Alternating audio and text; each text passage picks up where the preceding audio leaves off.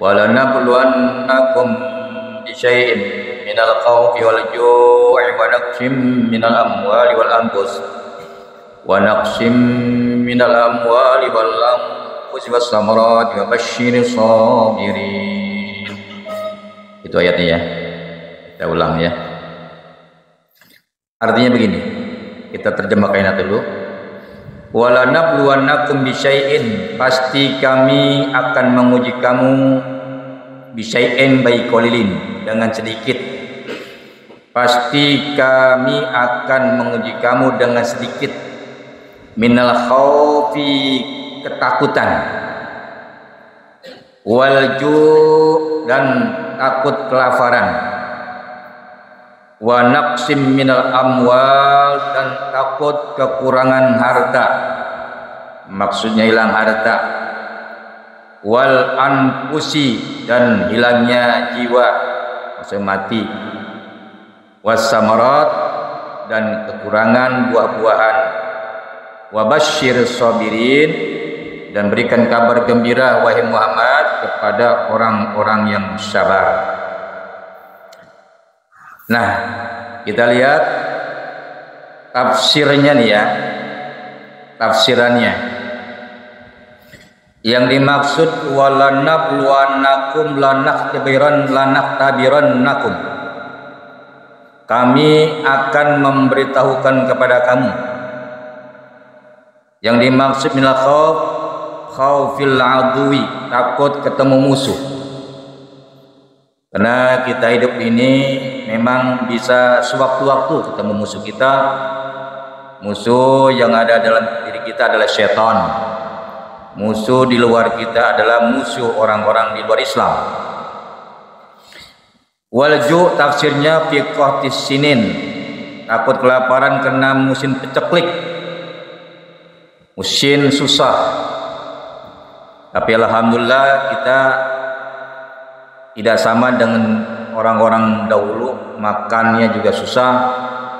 Tapi sekarang walaupun padi nggak ada kita tanam, buah-buahan kita tanam, tapi banyak di pasar. Paling harganya tinggi. Ya.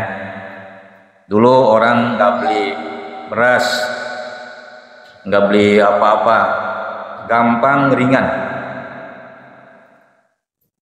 Yang dimaksud wanaqsim minal amwal, kekurangan harta apa?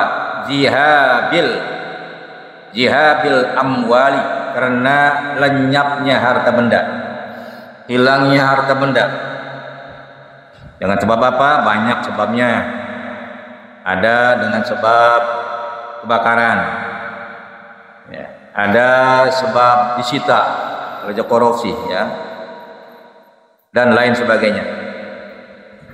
Wal anfus tafsirnya wal anfusi wajihabil anfusi, hilangnya jiwa kita dengan apa? Bil qatli, dengan sebab terbunuh.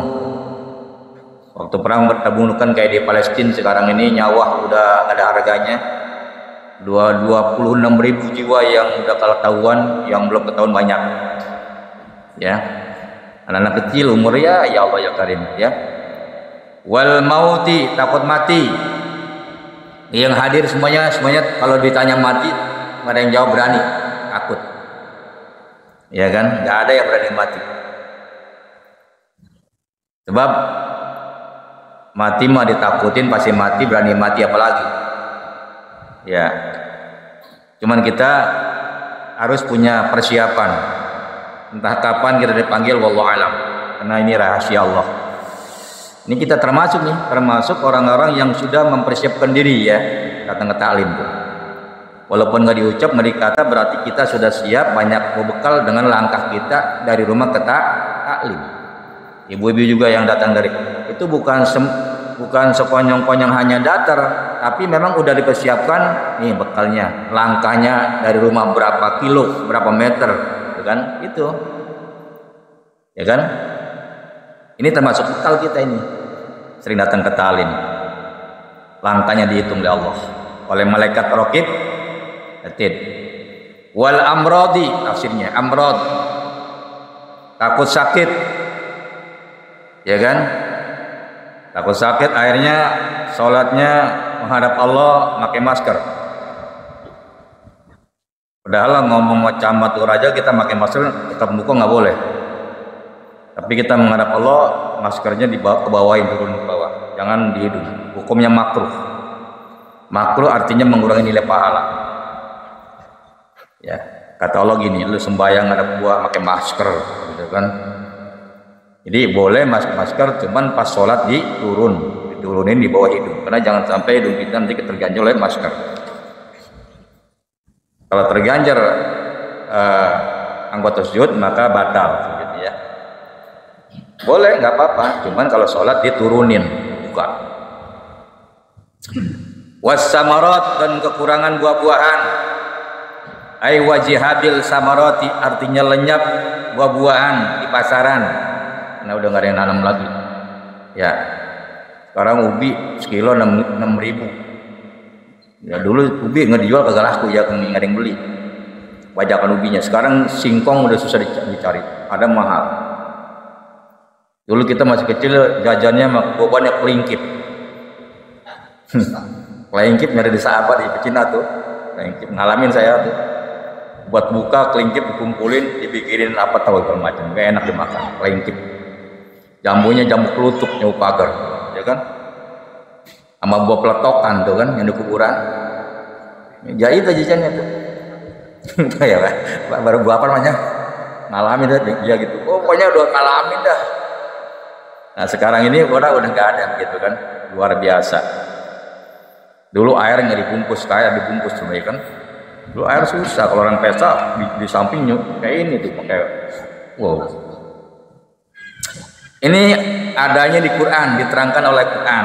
Jangan takut, karena semua itu yang mengadakan Allah Subhanahu wa Ta'ala.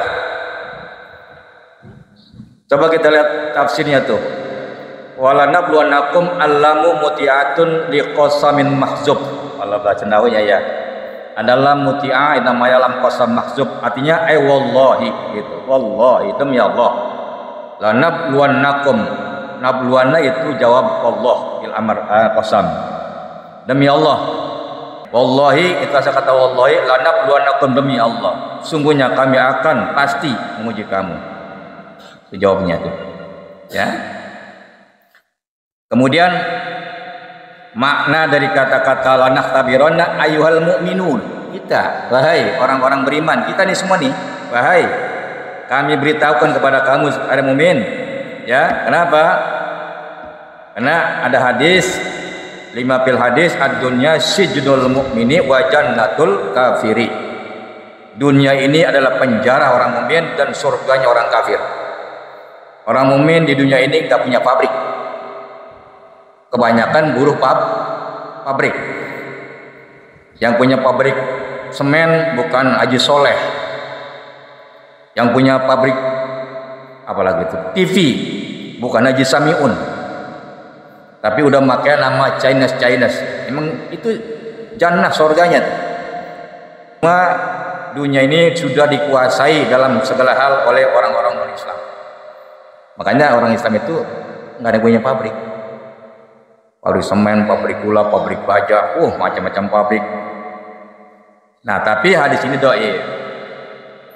Berarti Daud namanya doi pada sini. Nah, Amr bin Sokit mengatakan yang hadis mursal. Hadis mursal itu adalah hadis yang diriwayatkan tabi'in. Tabi'in langsung ke Nabi, namanya mursal, melewati sahabat. Ada hadis rawahu Syafi'i itu mursal.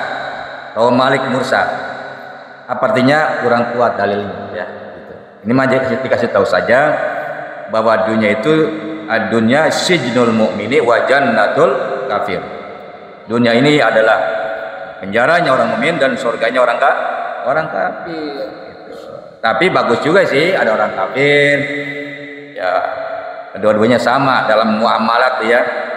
Ada orang Islam membangun masjid, beli semennya orang kafir, orang non muslim. Kenapa yang jual mereka?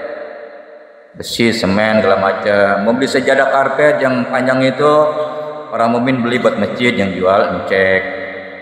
Ya. Yang pakai sembahyang BHS, yang pakai kiai ustadz kita yang jual ngecek. Ya. ibu-ibu mau kerudungan, pakai mukena, yang pakai ibu-ibu yang pakai gonceng. Pengeras suara yang saya pakai ini dipakai di masjid buat azan, buat ngaji, jangan gonceng. Ya kan? Boleh dalam sisi muamalah nggak dilarang gitu. Nggak, boleh itu dalam segi keduniaan. Ya. Masih ada keuntungannya. Keuntungannya mereka itu dagangan dibeli kita, dan keuntungan mereka kepada kita adalah mereka itu mendapat doa dari orang Muslim. Kenapa? Karena orang Muslim mendoakan mereka supaya dunia aman, tentram.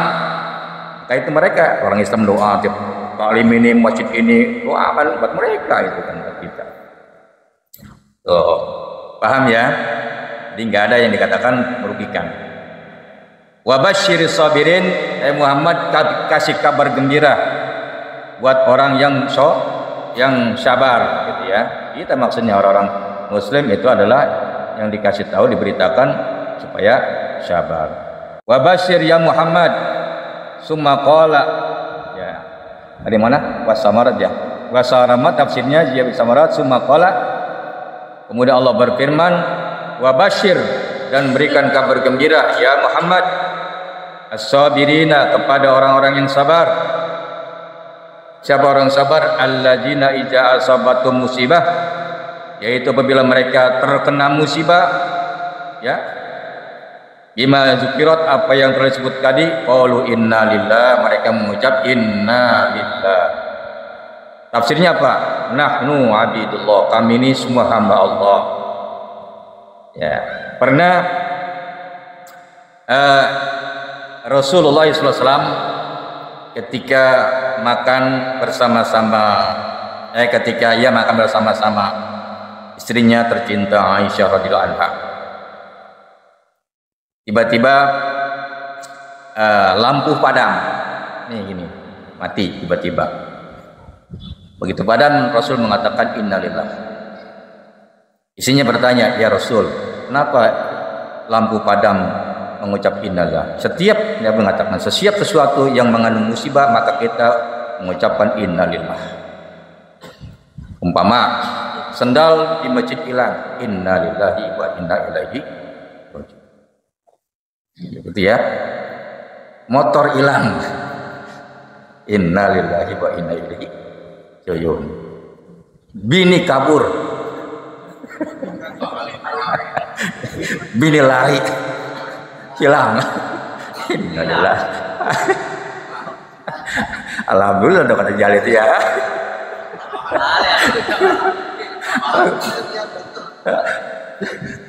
Jadi masalah itu banyak, bukan innalillah yang mati saja, kesandung lagi jaga kesandung. Innalillah. Tapi kita udah biasa kalau kesandung buset ya. Buset sialan. Gitu kan? Jadi nggak pernah kita mengucap innalillah. Padahal kata-kata innalillah itu musibah. Yang disebut musibah bukan mati saja. Bukan, sesuatu yang lain itu musibah juga, kesandung, ya, jatuh, gitu kan. Jatuh istighfar, bagus sih istighfar, cuman kan nggak ada dalilnya. Kalau istighfar jadi dosa, kalau musibah itu innalillah, tafsirnya itu innalillahi ay nahnu abidullah, kami ini hamba Allah, wa inna ilaihi rajiun, kepada kami ilahi, sungguhnya kami ilahi kepada Allah, rajiun, bakal kembali, ba'dal mauti, sesudah mati. Jadi kita kembali kepada yang memiliki, yang mempunyai, yaitu Allah Subhanahu wa ta'ala. Makanya kita ini di dunia hanya singgah sementara seperti orang yang berteduh di bawah pohon. Umar bin Khattab mengatakan, saya ini berada di dunia seperti orang yang berteduh di bawah pohon yang rindang, tenang, teduh, adem. Begitu selesai capeknya, dia berangkat, dia meninggalkan pohon itu. Benar nggak? Karena udah dia tinggal pohon itu, nggak mungkin kalau pohon yang ngikutin gitu kan.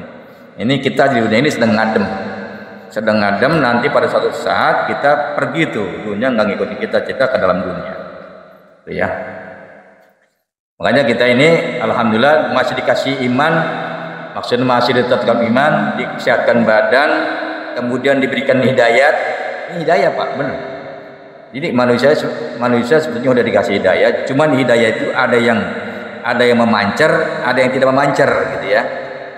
Maksudnya kalau hidayah memancar itu dapat hidayah Islam, dia rajin, sholatnya rajin, silaturahimnya rajin, bahkan taklimnya rajin, itu hidayah. Dan tidak sedikit orang yang dapat hidayah nggak mau dia, nggak berat ya. Jadi kalau kita ini udah bisa melangkah ke taklim, itu hidayah dari Allah ya. Makanya kita mudah-mudahan bikin hidayah ya kan, taufik hidayah, pertolongan ya kan. Itu kan memang kita perlu pertolongan Allah, kalau enggak ya kita berat ya kan. Wa illam nardo, jika kita tidak ridho biqadaihi, dengan kekuasaan Allah, dengan kehendak Allah, la yardo anna bi a'malina, niscaya Allah tidak meridhoi kita dengan perbuatan kita. Nah kalau kita nggak ridho, Allah nggak akan berikan ridhoan dalam kepada kita. Makanya yang belum lama saya terangkan, Syekh Abdul Qadir Al-Jailani memberikan keterangan kepada kita. Ada 3 hal yang kita tidak boleh orang mukmin ditinggalkan. Pertama, amrun yamtasiluhu, selalu mengerjakan perintah Allah. Jangan malas, jangan berat, apalagi mengatakan, wah ibadah malas amat, jangan. Karena kita bersyukur masih dikasih panjang umur. Orang yang mati pengen balik lagi, dia dikubur balik lagi dunia, pengen sholat. Kita di dunia ini disuruh sholat, apa dibilang? Ngapain? Capek. Yang dikubur itu ada ayat itu. Ya kembali, ya pengen balik ke dunia. Amrun yang tasilu. Yang kedua, wa nahyun yajtanibuhu. Wajib orang muslim menjauhkan larangan Allah. Larangan Allah. Kenapa larangan Allah dijauhkan? Karena jangan sampai kita ini mendapatkan siksaan dari Allah lantaran kita yang salah. Larangannya dilanggar atau dilawan gitu kan.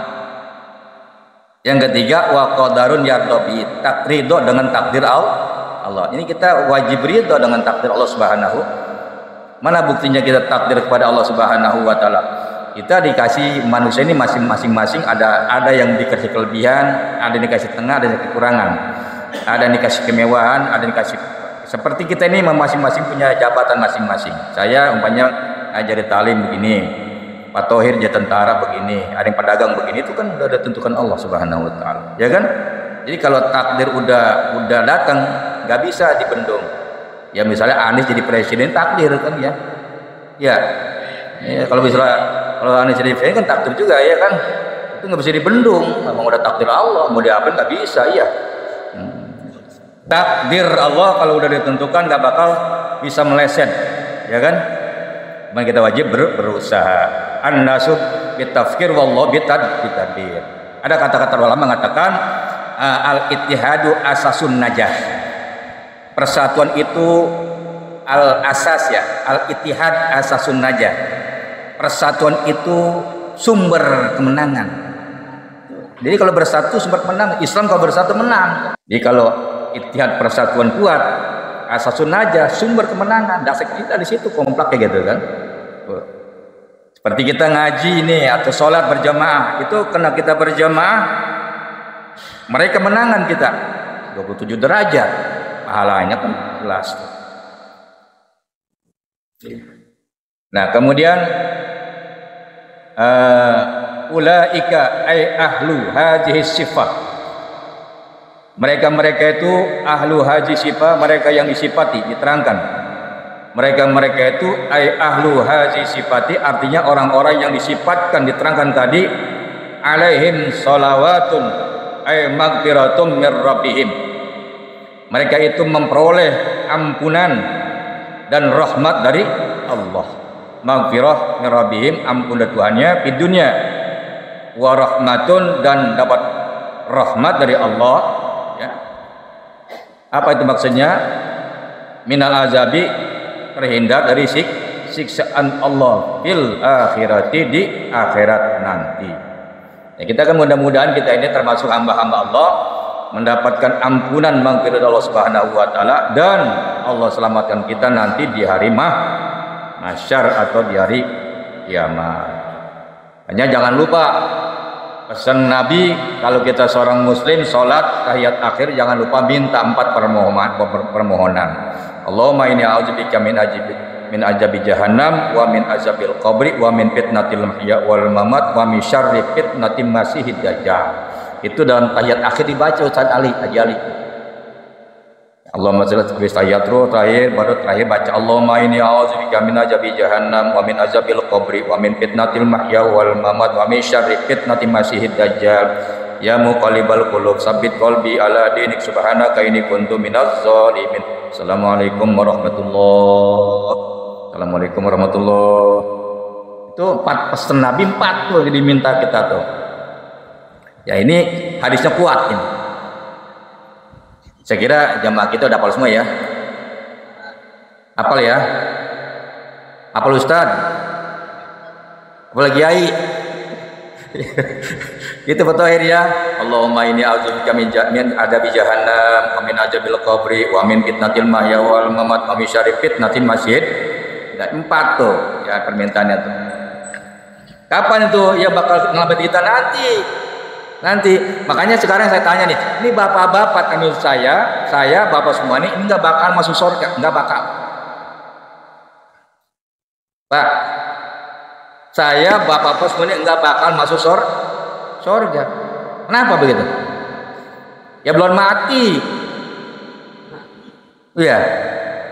Syarat surga itu mati dulu. Kalau udah mati baru ada ketentuannya alam barzah masuk surga gitu. Ya kalau nggak mati bagaimana surganya? Kan mati dulu diproses, iya kan? Nah sekarang ini belum ada neraka masih kosong, surga masih kosong, yang ada alam barzah. Alam barzah ada nikmat kubur, ada sisa kubur. Kalau alam akhirat nanti sesudah manusia dikumpulkan hari kiamat baru alam akhirat. Parikun fil jannah wa parikun fis sa'ir. Segolongan mereka manusia masuk surga, segolongan mereka masuk neraka. Kalau sekarang masih kosong nih, surga kosong, neraka masih kosong, baru ada alam barzah. Ada disebut alam barzah, alam kuburan. Kalau seorang di penjara baru ditahan, masih bisa dibesuk. Masih bisa dibesuk, bisa dikirimin duit, makanan. Kenapa? Belum diponis. Kalau diponis masuk penjara ada batas tertentu, dia punya giliran hari apa nih gitu kan, baru boleh gitu. Kalau sekarang tidak begitu. Itu alam barzah itu alam tahanan gitu ya. Kalau istilah diponis baru diponis, mau ditahan doang, bisa disogok, bisa dikasih macam, disogok malaikat nih baca Fatihah, ya kan, Al-Fatihah gitu kan. Kayak bapak-bapak nih dari kirim amplop kemarin namanya panjang banget, ada yang 10 12 ya. Itu baca tuh. Ya. Baca semuanya baca ini alam barzah, alam kubur orang tua kita yang meninggal dunia, insya Allah sampai pahalanya.